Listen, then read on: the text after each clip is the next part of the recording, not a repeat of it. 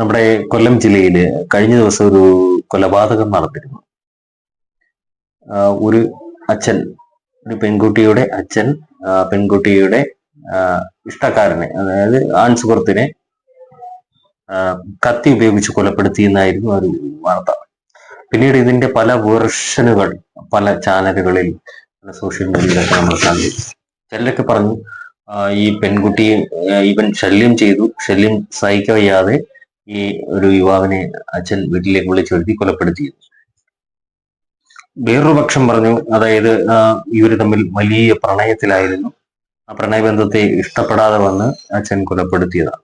മറ്റൊരു വർഷം പറഞ്ഞത് ഈ പെൺകുട്ടിയെ ഒരാള് ഈ പയ്യൻ ആക്രമിച്ചു, അതിനുശേഷം ആ ഒരു വീഡിയോ മർദ്ദിച്ച വീഡിയോ എടുത്ത് ഈ അച്ഛൻ അയച്ചു കൊടുത്തു, അത് കാരണം കൊലപ്പെടുത്തിയതാണ്.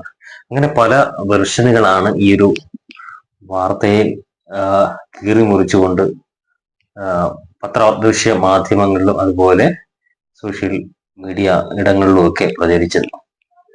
അപ്പൊ പിന്നീട് ഇന്ന് പോലീസ് വൃത്തം അവര് പറയുകയാണ്, ഇതൊരു എന്താ പറയാ, ആ വീട്ടിൽ വെച്ച് ഇവര് തമ്മിലൊരു വാക്കേറ്റവും സംഘർഷവും ഉണ്ടായി. ആ സംഘർഷത്തിൽ ഈ ഒരു പിതാവിന്റെ, ഈ കൊലപ്പെടുത്തിയ ആളിന്റെ പല്ല് വരെ നഷ്ടപ്പെട്ടിട്ടുണ്ട്. അപ്പൊ അങ്ങനെ ഒരു അക്രമം അവിടെ നടന്നു. ആ ഒരു സാഹചര്യത്തിലാണ് അയാള് കൊലപ്പെടുത്തിയതെന്നൊക്കെയാണ് അറിയാൻ കഴിയുന്നത്. അപ്പം ഇതിനെ പല രീതിയിൽ വാർത്തകൾ വന്നു. അപ്പോ ഞാൻ ശരിക്കും പറഞ്ഞാൽ ഞാൻ ആ വീട്ടിൽ എത്തിയിരുന്നു കേട്ടോ. ഈ പയ്യന്റെ വീട്ടിലെത്തി അവരുടെ അമ്മയോട് സംസാരിച്ചു. കുറച്ച് രാവിലെ തന്നെ അവിടെ എത്തിയിരുന്നു. ആ സമയത്ത് ആ പെൺകുട്ടി, അതായത് ഈ പയ്യന്റെ സഹോദരിയും അമ്മയും മാത്രം, അമ്മൂമ്മയും ഉണ്ടായിരുന്നുള്ളൂ. താഴെ കുറെ ആൾക്കാരൊക്കെ ഉണ്ട്. അപ്പൊ എനിക്ക് അങ്ങോട്ട് കയറി ചെല്ലാൻ തന്നെ ഒരു വിഷമമുണ്ടായിരുന്നു. കാരണം ഒരു മരണ വീടാണ്, ഒരു 19 വയസ്സുള്ള ഒരു പയ്യൻ മരണപ്പെട്ടതാണ്. അവരെങ്ങനെ പ്രതികരിക്കുമെന്നറിയില്ല, അവരുടെ കരച്ചിലും. അതെനിക്ക് ഭയങ്കര ഇതായിരുന്നു. ഞാൻ കുറേ നേരം വീടിന് പുറത്ത് അവിടുത്തെ കുറച്ച് നാട്ടുകാരുമായിട്ട് സംസാരിച്ചതിന് ശേഷം ഞാൻ അവര് പുറത്തിറങ്ങി വന്നപ്പോൾ ഞാൻ ചോദിച്ചപ്പോഴാണ് വരാൻ പറഞ്ഞത്. അങ്ങനെയാണ് അവര് കാര്യങ്ങൾ പറഞ്ഞത്. അപ്പൊ എൻ്റെ അടുത്ത് പറഞ്ഞതില് അവര് പറയുന്നുണ്ട് ഇതൊരു ദുരഭിമാന കൊലയൊന്നുമല്ല. അതായത് ഇവര് രണ്ട് കുടുംബങ്ങളും തമ്മില് നല്ല ഐക്യത്തിലായിരുന്നു. അതായത് ഈ പയ്യൻ കുറച്ച് വർഷങ്ങളായിട്ടും ഈ പയ്യനും പെൺകുട്ടിയും തമ്മിൽ അഗാധമായ അടുപ്പത്തിലായിരുന്നു. പെൺകുട്ടി പലപ്പോഴും ഫോൺ വിളിക്കാറുണ്ടായിരുന്നു. പിന്നീട് ഈ പയ്യൻ ഇടയ്ക്ക് വെച്ച് അർമേനിയ എന്ന രാജ്യത്തേക്ക് ജോലിക്കായി പോവുകയും അന്ന് പോകുന്ന സമയത്തും ഈ ഒരു പെൺകുട്ടി വീട്ടുകാരുടെ അനുവാദത്തോടെ ഇതിനെ കൊണ്ടാക്കാൻ വേണ്ടി ഇവർക്കൊപ്പം ചെന്നിരുന്നു എന്നതൊക്കെ പറയുന്നുണ്ട് കേട്ടോ. പിന്നീട് ഇടയ്ക്ക് വെച്ച് ഇവരുടെ ഈ ഒരു അച്ഛനുമായിട്ട് പലപ്പോഴും അഭിപ്രായ വ്യത്യാസങ്ങൾ ഉണ്ടാവും. പലപ്പോഴും പ്രശ്നങ്ങളൊക്കെ ഉണ്ടായിരുന്നു. പോലീസ് കേസ് വരെ ആയിട്ടുണ്ട് എന്നൊക്കെ ആ അമ്മ തന്നെ പറയുന്നുണ്ട്. പിന്നീട് വീണ്ടും നല്ല രീതിയിൽ വരികയും ഈ പയ്യനുമായിട്ട് വീഡിയോ കോൾ ചെയ്യുകയും നല്ല രീതിയിൽ അടുപ്പത്തിലൊക്കെ ആയിരുന്നു എന്നായിരുന്നു അറിയാൻ കഴിയും. അപ്പോ ഇങ്ങനെയാണ് അവരുടെ വീട്ടുകാർ പറഞ്ഞിരുന്നത്, ആ ഒരു അമ്മ പറഞ്ഞിരുന്നത് കേട്ടോ. പിന്നീട് അതിനുശേഷം ഈ പറയും പോലെ അവരുടെ ഒരു ബന്ധു, അതായത് ഈ കുട്ടിയുടെ, ഈ മരിച്ചു പോയ കുട്ടിയുടെ വലിയമ്മയെന്നും പറഞ്ഞൊരു സഹോദരി വളരെ വലിയ രീതിയിൽ വികാരഭരിതയായിട്ടൊക്കെ കരഞ്ഞുകൊണ്ട് സംസാരിച്ചു. അപ്പൊ അതിൽ അവർ പറയുന്നത് ഒരു ദുരഭിമാന കൊലയാണ്, അല്ലെങ്കിൽ ഞങ്ങൾ വർഗീയത അവര് ഉണ്ടായിരുന്നു. അതായത് ഇവരൊരു ക്രിസ്തീയ കുടുംബത്തിലെയാണ്, മറിച്ച് മറ്റേയാളൊരു ഹിന്ദു കുടുംബത്തിലെയാണ്. അപ്പം അതും വെച്ചാണ് പിന്നീട് അവർ പറയുന്നത്, ക്രിസ്ത്യൻ എന്ന് പറയുമ്പോൾ ഈ പ്രദേശത്ത് താമസിക്കുന്നവരൊക്കെ മുക്കുവന്മാരാണ്, അതുകൊണ്ട് മുക്കുവ കുടുംബത്തിലേക്ക് മോളെ കൊടുക്കില്ല എന്നൊക്കെ പറഞ്ഞുള്ള വിഷയങ്ങളൊക്കെ ആയിരുന്നു. പിന്നീട് ആ പെൺകുട്ടി ഈ അച്ഛൻ പല പ്രാവശ്യം പെൺകുട്ടിയെ എന്താ പറയാ ബാത്റൂമുകളിലൊക്കെ ഹോളിട്ട് വയ്ക്കുന്നത് എന്തിനാണെന്ന് അറിയില്ല, അങ്ങനെയൊക്കെയുള്ള കഥകളൊക്കെയാണ് പറയുന്നത്. അങ്ങനെ കുറെ കാര്യങ്ങൾ ഇങ്ങനെ പറയുകയാണ്. ഇതിന്റെ ശരിയായ വശം പോലീസ് ചോദ്യം ചെയ്തും പിന്നീട് തെളിവെടുപ്പിനായി കൊണ്ടുവരുമ്പോഴാണ് കറക്റ്റ് കാര്യങ്ങൾ അറിയാം. കാരണം ഇതിനകത്ത് ഒരുപാട് എന്താ പറയാ പല രീതിയിൽ പല ആളുകൾ ഇങ്ങനെ പറഞ്ഞുണ്ടാക്കുന്നു, പല കഥകളാണ് ഇങ്ങനെ പറയുന്നത്. ഞാൻ പറഞ്ഞില്ല, പയ്യന്റെ അമ്മയാണോ രണ്ടാനമ്മയാണോ അറിയില്ല, എന്നാലും അമ്മ പറഞ്ഞ ഇത്രയും കാര്യങ്ങളാണ്. അതായത് ഞങ്ങൾ രണ്ട് കുടുംബങ്ങളും തമ്മിൽ വളരെ നല്ല രീതിയിലായിരുന്നു. പെൺകുട്ടിയുമായി ഇഷ്ടം തുടങ്ങിയത് ഇന്നും നിലയല്ല, കുറച്ച് വർഷങ്ങളായി.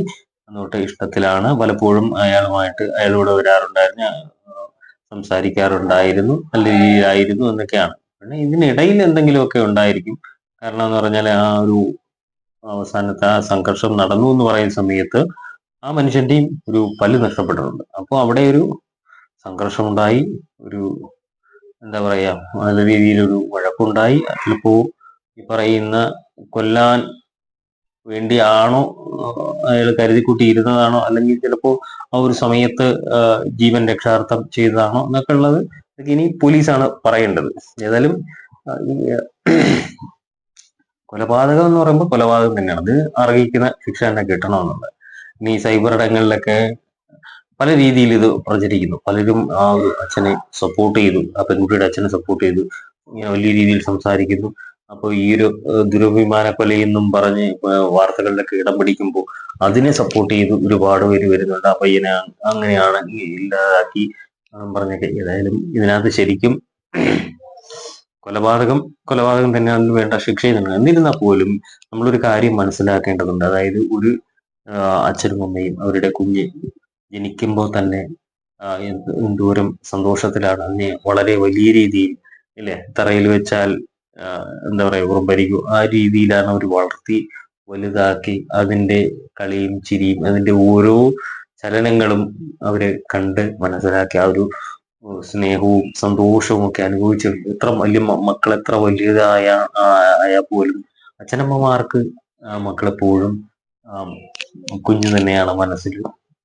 അതുകൊണ്ടാണ് അവര് വളരെ രീതിയിൽ സ്നേഹിക്കുന്നത്. അപ്പൊ ഇതുപോലെ ഇതിപ്പോ ചില പ്രണയബന്ധങ്ങൾ ചില കുടുംബങ്ങൾക്ക് അംഗീകരിക്കാൻ കഴിയില്ല. കാരണം എന്ന് പറയുമ്പോൾ ഒന്ന് ഈ പ്രണയിക്കുന്ന ഒരു പയ്യന്റെ ബാക്ക്ഗ്രൗണ്ട് ചിലപ്പോ എന്താ പറയാ, അവന്റെ വീടോ അല്ലെങ്കിൽ അവന്റെ അവസ്ഥയോ ആയിരിക്കില്ല. മറ്റെന്തെങ്കിലും പ്രശ്നങ്ങൾ ഉണ്ടാകുമോ, അല്ലെങ്കിൽ അവൻ അങ്ങനത്തെ അവനാണോ എന്നൊക്കെ വരുമ്പോഴത്തേക്ക് തന്റെ മകളുടെ ഭാവി എന്താകും എന്നൊക്കെ ചില മാതാപിതാക്കള് വിഷമിക്കുകയും അവർ സംശയിക്കുകയും ചെയ്യാറുണ്ട്.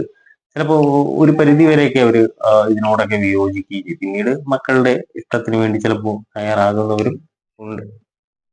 അപ്പൊ ഇതിന്റെ ശരിയായ വശം ശരിക്കും പോലീസ് അന്വേഷിച്ച് അവരത് കറക്റ്റ് റിപ്പോർട്ട് എല്ലാവർക്കും എത്തിക്കും. അപ്പം മാത്രമല്ല, ഞാൻ ഈ പറഞ്ഞില്ലേ, ഞാൻ ഈ ഒരു പയ്യന്റെ വീട്ടിൽ പോയി ആ ഒരു അവസ്ഥയൊക്കെ കണ്ടു, അവരുടെ കാര്യങ്ങളൊക്കെ ചോദിച്ചു മനസ്സിലാക്കിയ ശേഷം ഈ പറയുന്ന പ്രതിയായ ആളുടെ വീടിന്റെ പരിസരത്ത് പോയി കേട്ടോ.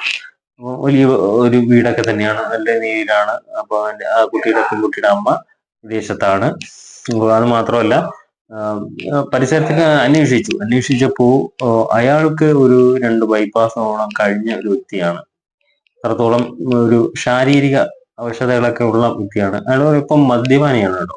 അത് പറയാതിരിക്കാൻ വയ്യ. അല്പമാണോ നല്ല രീതിയിലാണോ മദ്യപാനിയാണ്. അപ്പൊ അത് മാത്രമല്ല, ഈ പല സമീപത്തെ വീട്ടുകാരും ഒക്കെ പറഞ്ഞു, അവർ ക്യാമറയ്ക്ക് മുമ്പിലൊന്നും പറഞ്ഞില്ല, എന്നിരുന്നാൽ പോലും അവർ അന്വേഷിച്ചപ്പോൾ പറഞ്ഞത്, അയ്യോ, ആ വ്യക്തി അത്രത്തോളമാണ് മക്കളെ സ്നേഹിച്ചിരുന്നത്. 2 മക്കളാണ്, മൂത്തത് മകനാണ്, രണ്ടാമത്തത് ഈ ഒരു മകളാണ്. അപ്പോൾ അത്രത്തോളം സ്നേഹിച്ചിരുന്ന ആണ് 2 മക്കളെയും.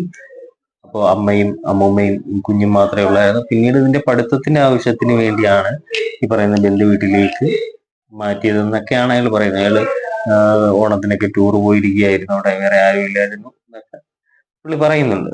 ഈ സമീപത്തുള്ള ആൾക്കാര് പുള്ളിയെ കുറിച്ച് പറയുന്നുണ്ട് കേട്ടോ. അപ്പൊ അത്രത്തോളം നല്ലൊരാളാണ്. പെട്ടെന്ന് ആർക്കും, അവരുടെ നാട്ടിൽ ആർക്കും വിശ്വസിക്കാൻ കഴിയുന്നില്ല ഇങ്ങനെ ഒരു കൊലപാതകം ഈ ഇദ്ദേഹം നടത്തിയെന്നൊക്കെ പറയും. പിന്നെ സാഹചര്യമാണ്, പറഞ്ഞില്ലേ, നമ്മുടെ മക്കള് എന്ന് പറയുമ്പോൾ നമുക്ക് അത്രത്തോളം വലുതാണ്. അപ്പൊ അവർക്കൊരു മോശാനുഭവം അല്ലെങ്കിൽ ഒരു മോശപ്പെട്ട ഒരു ഇത് വരുമ്പോൾ ചിലപ്പോൾ പ്രതികരിക്കാത്ത, വെറും എന്താ പറയാ, ഉമ്മയെ പോലെ നടക്കുന്ന, അല്ലെങ്കിൽ ഒട്ടും പ്രതികരണ ശേഷി ഇല്ലാത്തവർ പോലും ആ ഒരു സമയത്ത് പ്രതികരിച്ചു പോകും. ഏതായാലും ഇതൊക്കെ ആയിരിക്കാം ഇതിന്റെ പിന്നിൽ. പിന്നീട് ഈ പറയുന്ന പോലെ സോഷ്യൽ മീഡിയയിലൊക്കെ അല്ലെങ്കിൽ പത്രദൃശ്യ മാധ്യമങ്ങളിലൊക്കെ പ്രചരിക്കുന്ന ശരിയായ വാർത്തകൾ എന്താണ് എന്നുള്ളത് പിന്നീട് പോലീസിന്റെ ശരിയായ രീതിയിലുള്ള അന്വേഷണം പൂർത്തീകരിച്ച് അവര് പറയുമ്പോഴാണ് വ്യക്തത നമുക്ക് വരുത്തുള്ളൂ. അതുവരെ എന്താ പറയാ, ദുരഭിമാന കൊല എന്ന് പറഞ്ഞുകൊണ്ട് ചാനലുകളോ അല്ലെങ്കിൽ പത്രങ്ങളോ ആഘോഷിക്കുന്ന രീതിയിലേക്ക് ഈ കേസ് എത്തിയിട്ടില്ല എന്നാണ് ഞാൻ മനസ്സിലാക്കിയ, അതായത് ഞാൻ അവിടെ പോയി മനസ്സിലാക്കിയ ചില കാര്യങ്ങൾ അന്വേഷിച്ച് മനസ്സിലാക്കിയതിന് ദുരഭിമാന കൊല ആ രീതിയിലേക്ക് എത്തിയിട്ടില്ല. രണ്ട് വീട്ടുകാർക്കും ഇഷ്ടമായിരുന്നു, നല്ല രീതിയിൽ കഴിഞ്ഞു. പിന്നെ അഭിപ്രായ വ്യത്യാസങ്ങൾ പലപ്പോഴും ഉണ്ടാകുമല്ലോ ഈ ഒരു എന്താ പറയാ പ്രണയമോ. ചിലപ്പോൾ ഈ പയ്യന്മാരാണ്, നമ്മൾ അറിയാമല്ലോ, ഇങ്ങനെ ഒരു 19 വയസ്സാണ്, നല്ല സുഹൃത്തുക്കളുണ്ട്, ചിലപ്പോൾ നമ്മൾ സഹകരിക്കുന്ന ആ ഒരു കൂട്ടുകാര് അല്ലെങ്കിൽ അത്രത്തോളം കുറെ കൂട്ടുകാരൊക്കെ ചേരുമ്പോൾ ചില കോസ്റ്റൽ ഏരിയയോ അല്ലെങ്കിൽ ഈ ഒരു ഇങ്ങനെയൊക്കെയുള്ള ഒരു ഏരിയയിലൊക്കെ വരുമ്പോൾ ചെറിയ എന്തെങ്കിലുമൊക്കെ ഉണ്ടാകും. അത് ഉണ്ടോ ഇല്ലയോ എന്ന് എനിക്കറിയത്തില്ല. എന്തായാലും അങ്ങനെയൊക്കെ ചെറുപ്പക്കാരുടെ ഇടയിൽ അങ്ങനെയൊക്കെ സംഭവിക്കാം. ചിലപ്പോൾ ഈ പറഞ്ഞ പോലെ അഭിപ്രായ വ്യത്യാസങ്ങളുണ്ട്, അപ്പൊ അങ്ങോട്ടും ഇങ്ങോട്ടും തെറി വരെ വിളിച്ചിരിക്കാം, തെറി വിളിക്കുകയും പിന്നെ മറ്റു പ്രശ്നങ്ങളൊക്കെ ഉണ്ടായിരിക്കും. കാരണം ഇരവിലും പോലീസിലൊക്കെ ചെന്ന് പരാതികൾ കൊടുത്തിട്ടുണ്ടോ എന്നൊക്കെയാണ് നമ്മൾ അറിയുന്നത്. ഞാൻ ആ വീടിന്റെ പരിസരത്തൊക്കെ അന്വേഷിച്ചപ്പോഴും പറഞ്ഞതാണ്, പലപ്പോഴും ഈ പ്രസാദ് എന്ന് പറയുന്ന ആള് ഇരവിപുരം പോലീസ് സ്റ്റേഷൻ കൊണ്ട് പരാതികൾ കൊടുത്തിട്ടുണ്ട്. മറ്റേ പയ്യന്റെ വീട്ടുകാർ കൊടുത്തിട്ടുണ്ടോ ഇല്ലയെന്ന് അറിയത്തില്ല, ഇവര് കൊടുത്തിട്ടുണ്ടോ എന്നൊക്കെയാണ് വാസികളൊക്കെ പറയുന്നത് കേട്ടോ. ഏതായാലും ഇതിന്റെ ഒരു നല്ലൊരു വശം മറന്നേക്കുകയും ശരിയായ വശം പുറത്തു വരട്ടെ എന്ന്